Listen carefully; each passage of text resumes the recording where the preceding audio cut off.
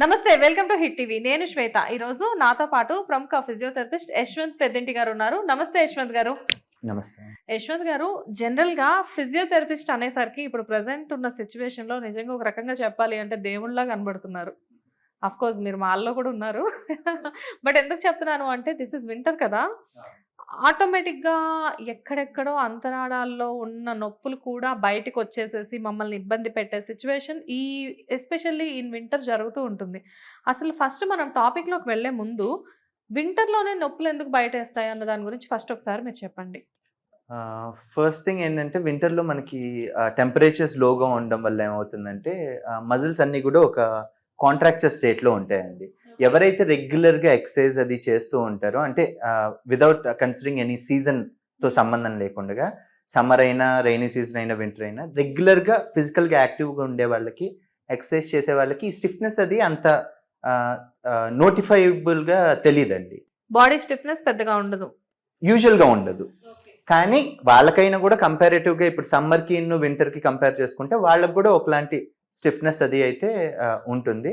But మనం warm up అది ప్రాపర్‌గా చేస్తూ, ఫ్లెక్సిబిలిటీ మెయింటైన్ చేస్తూ, స్ట్రెచింగ్స్ అవి రెగ్యులర్‌గా చేసుకుంటే ఆ కైండ్ ఆఫ్ ప్రాబ్లమ్ ఉండదండి. మీరు అడుగుతున్నట్టుగా ఏదైతే పెయిన్ అది ఎక్స్‌ప్రెస్ చేస్తున్నారో ఎక్కువ శాతం వింటర్ సీజన్‌లో ఉంటుందని, అది మేజర్‌గా వచ్చేది ఈ మజిల్ స్టిఫ్‌నెస్ వల్లే. ఓకే. బట్ ఇండియాలో అంటే మనకెప్పుడో ఒకసారి వింటర్ వస్తుంది కాబట్టి ఓకే. బట్ ఫారిన్ కంట్రీలో ఉండేవాడి పరిస్థితి ఏంటి? ఎప్పుడో ఒకసారి అంటే ఇప్పుడు మనకి కూడా సంవత్సరానికి ఒకసారి అయితే వింటర్ వస్తుంది కదండి. 4 మంత్స్ అయితే మనకి కోల్డ్ టెంపరేచర్ ఉంటుంది. అబ్రాడ్‌లో ఇప్పుడు ఏంటంటే వాళ్ళకి స్టిఫ్‌నెస్‌తో పాటుగా అందుకే ఒబెసిటీ ఒకటి ఎక్కువ ఉంటుందండి వాళ్ళకి ప్రామినెంట్‌గా.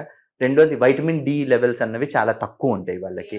బికాజ్ సన్ ఎక్స్‌పోజర్ అన్నది చాలా తక్కువ ఉంటుంది కాబట్టి ఎక్కడైనా కూడా అది డెమోగ్రాఫిక్‌గా మనం అబ్రాడ్ కన్సిడర్ చేసినా, ఇక్కడ కన్సిడర్ చేసినా వింటర్ సీజన్‌లో యూజువల్‌గా ఎవరికైనా కూడా స్టిఫ్‌నెస్ అన్నది ఎక్కువగానే ఉంటుంది.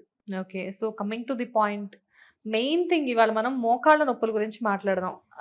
ఒక టైంలో మోకాళ్ళ నొప్పులు అంటే మన అమ్మమ్మలు, తాతయ్యలు వాళ్ళెలా చెప్పేవాళ్ళంటే వయసయిపోతుంది కదా! మోకాళ్ళ నొప్పులొస్తున్నాయని 60 సంవత్సరాల తర్వాత చెప్పేవాళ్ళు. ఇప్పుడు ఏజ్‌తో సంబంధం లేకుండా 20 సంవత్సరాల తర్వాత కూడా మోకాళ్ళ నొప్పులొస్తున్నాయి. మీ దగ్గరికి అలాంటి పేషెంట్స్ వస్తున్నారా? దేర్ ఆర్ డిఫరెంట్ అంటే మార్నింగ్ నుంచి మేము చూసే పేషెంట్స్‌లో డిఫరెంట్ ఏజ్ పీపుల్ అన్నవాళ్ళు ఉంటారు. 30స్‌లో ఉన్నవాళ్ళు ఉంటారు. 40స్‌లో వాళ్ళు ఉంటారు. 60స్‌లో వాళ్ళు ఉంటారు. ఒక రకంగా చూస్తే మీరన్న కేటగిరీ వాళ్ళు ఎవరైతే ఉన్నారో ఎల్డర్లీ పీపుల్ అమ్మమ్మలు, తాతయ్యలు ఆ వయసు వాళ్ళు వాళ్ళే తక్కువ ఉంటున్నారు. Compared to younger age generation. ఇప్పుడు వాళ్ళకేంటంటే బేసిక్‌గా సెడెంటరీ లైఫ్ స్టైల్ వల్ల ఇదంతా గూడా జరుగుతుందండి. ఎక్కువేంటంటే ఇమ్మూవబుల్ జాబ్స్‌లో ఉంటున్నారు. ఈ సాఫ్ట్‌వేర్ వాళ్ళు తీసుకున్నా, లేకపోతే డెస్క్ జాబ్స్ ఎవరైతే చేస్తారో, మూవ్‌మెంట్ అన్నది తక్కువుంటుంది బాడీలో. సో, దానివల్ల ఏంటంటే మజిల్ స్ట్రెంగ్త్ అది అన్నది ఇంటాక్ట్‌గా మెయింటైన్ అవ్వట్లేదు. ఈ మజిల్ స్ట్రెంగ్త్ అన్నది లూజ్ అవ్వడం వల్ల ఏమవుతుందంటే, over a period of time muscle wastage అన్నది జరుగుతుంది. మనం ఏవైతే కండరాల్ని, మజిల్స్‌ని రెగ్యులర్‌గా యూజ్ చేస్తూ ఉంటామో, ఆ మజిల్స్‌కి మటుకే మీ బ్లడ్ సప్లై అన్నది ఎక్కువగా వెళ్తూ ఉంటుంది.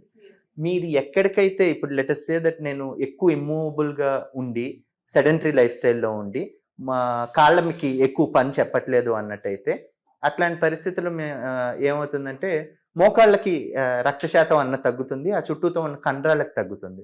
సో, బేసిక్‌గా over a period of time ఏమవుతుందంటే మీకు ఫ్యాట్ లాస్ లాగా మజిల్ లాస్ అవుతుందండి. యాక్టివ్‌గా లేకపోవడం వల్ల. సో, దానివల్ల ఏమవుతుందంటే డైరెక్ట్‌గా మీకు జాయింట్ మీద పడుతున్న ప్రెషర్ అన్నది ఎక్కువవుతుంది. యూజువల్‌గా ఏమవుతుందంటే మోకాళ్ళలో మనకి మోకాళ్ళ మీద బోన్ టు బోన్ ఏదైతే వెయిట్ షేరింగ్ ఉంటుందో, దాంతో పాటు చుట్టూతో ఉన్న కండరాలు, లిగమెంట్స్ ఇవన్నీ గూడా వెయిట్ బేర్ చేస్తాయి. ఎప్పుడైతే మనం ఫిజికల్‌గా యాక్టివ్‌గా ఉండమో, అట్లాంటి పరిస్థితుల్లో మొత్తం అంతా గూడా మజిల్ లాస్ అది ఉంటుంది గాబట్టి, జాయింట్ మీదే మనకి లోడ్ ఎక్కువ పడుతుంది.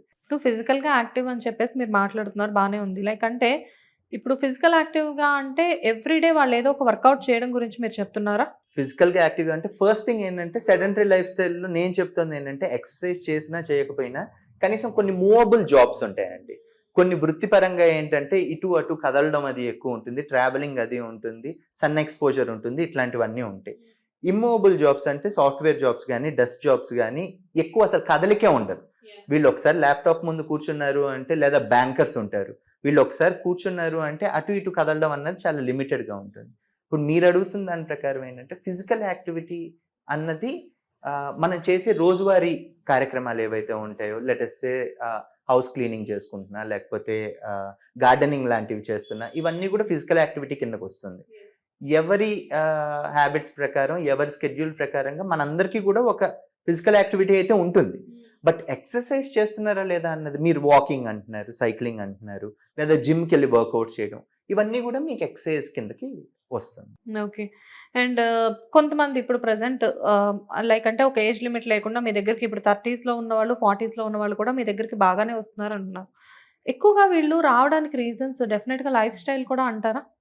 మేజర్‌లీ అండి. ఎందుకంటే ఇప్పుడు కొన్ని కంపెనీస్‌లో ఏంటంటే వాళ్ళకి షిఫ్ట్స్ మారుతూ ఉంటాయి. ఫస్ట్ థింగ్ ఏంటంటే ఒక్కొక్కసారి నైట్ షిఫ్ట్స్ ఉంటే ఒక 3 మంత్స్, మళ్ళీ ఆ తర్వాత ఆఫ్టర్‌నూన్ షిఫ్ట్స్ ఉండొచ్చు, లేకపోతే మార్నింగ్ షిఫ్ట్స్ ఉండొచ్చు. ఈ షిఫ్ట్స్ వేరియేషన్ వల్ల వీళ్ళకి ఏమవుతుందంటే ఫస్ట్ థింగ్ స్లీప్ డిస్టర్బెన్స్ అన్నది ఎక్కువ ఉంటుందండి. సర్కాడియన్ రిథమ్ అన్నది డిస్టర్బ్ అవుతుంది. మనం యూజువల్‌గా మన హ్యూమన్స్‌కి గానీ, లేకపోతే any animals on the planet, they are supposed to sleep during dark. They are supposed to work or do any kind of perform activities during daylight. But ఇప్పుడు ఈ సాఫ్ట్‌వేర్ ఉద్యోగుల్లోనే చూసుకుంటే నైట్ షిఫ్ట్ చేసే వాళ్ళకేంటంటే ఈ rhythm అన్నది పోతుంది.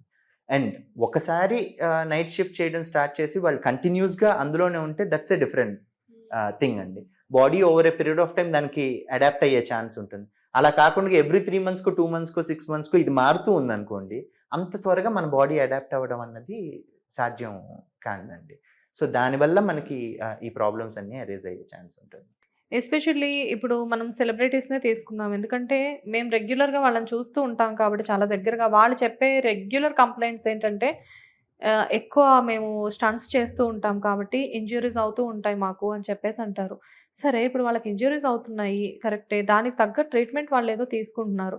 But దాని impact అనేది ఈ మోకాళ్ళ నొప్పుల మీద డెఫినిట్‌గా ఉంటుందా? ఖచ్చితంగా అండి. ఇప్పుడు మోకాల్ రిలేటెడ్ ఇంజ్యూరీసే మనం కన్సిడర్ చేస్తే లిగమెంట్ ఇంజ్యూరీస్ అన్నవి చాలా వెరీ కామన్‌గా జరుగుతూ ఉంటాయండి. అది గాక మీరు చెప్తున్నట్టుగా ఈ స్టంట్స్ చేసేవాళ్ళు గానీ, లేకపోతే స్పోర్ట్స్ ఇంజ్యూరీస్ అంటామనమాట. ఎక్కువ అథ్లెటిక్‌గా ఎవరైతే ఉంటారో, ఎనీ కైండ్ ఆఫ్ ఫీల్డ్ స్పోర్ట్‌లో మనం తీసుకుంటే యాంకిల్ ట్విస్ట్ అయ్యి ఇంజ్యూరీస్ గానీ, లేకపోతే నీ జర్క్ వచ్చి లిగమెంట్ ఇంజ్యూరీ అవ్వడం గానీ, ఇవన్నీ చాలా కామన్‌గా సర్వసాధారణంగా చూస్తాం. హ్మ్. ఇప్పుడు మనం లిగమెంట్సే చూసుకుంటే మనకి మోకాల్లో 4 రకాల లిగమెంట్స్ ఉంటాయండి. ఏసీఎల్, పీసీఎల్, ఎల్సీఎల్, ఎంసీఎల్ అని. అవి ఎటువైపు ఉంటాయో దాని ప్రకారంగా దాని నామకరణం అన్నది చేశారు. ఈ నాలుగిట్లో దేనికి ఇంజ్యూరీ జరిగినా కూడా దీంట్లో మళ్ళీ మనకి గ్రేడ్స్ ఉంటాయి. గ్రేడ్ 1, గ్రేడ్ 2, గ్రేడ్ 3, గ్రేడ్ 4 అని.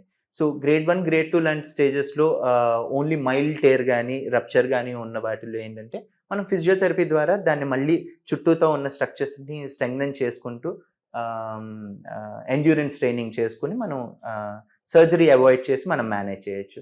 అలా కాకుండా ఎప్పుడైతే గ్రేడ్ 3 గానీ, గ్రేడ్ 4 అంటే మీకు కంప్లీట్‌గా తెగిపోయినట్టేనండి. అట్లాంటి పరిస్థితుల్లో ఏంటంటే సర్జికల్ ఇంటర్వెన్షన్ అన్నది ఉంటుంది. వీళ్ళల్లో ఏమవుతుందంటే over a period of time arthritis అన్నది డెవలప్ అయ్యే ఛాన్స్ ఎక్కువ ఉంటుంది. సో ఆర్థరైటిస్ అయితే మనకు తెలిసిందే కాబట్టి ఎక్కువ శాతం మీరు ఇప్పుడు ఇందాక రిఫరల్‌కి అన్నది పెద్దవాళ్ళు ఎల్డర్లీ పీపుల్, అమ్మమ్మలు, తాతయ్యలు, మన వాళ్ళు ఎవరైతే మోకాళ్ళ నొప్పులు అని చెప్తారో ఎక్కువ శాతం ఆర్థరైటిస్ వల్ల వచ్చే పెయిన్స్ అండి అవి. సో ఈ ఇంజ్యూరీస్ ఏవైతే జరుగుతాయో these can in turn lead into arthritis over a period of time. Thank you sir. Thanks for the nice information. Thank you so much. Thank you. Hit TV app ని download చేసుకోండి. ఇందులో short news, live news, entertainment movies అన్ని available గా ఉన్నాయి. Please download Hit TV app. Hit TV app hit TV యాప్ని ఫ్రీగా download చేసుకోండి.